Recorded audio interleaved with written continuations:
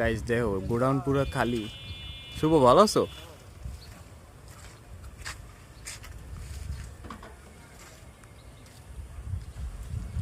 30 গোডাউনে গতকালকে সেনাবাহিনীতে রেড দিয়েছে, ঠিক আছে, কিন্তু এই দুই কাপেলেরে দেয় নাই। আইবে না সেনাবাহিনী, আইলে তোমাকে রেড দেবে।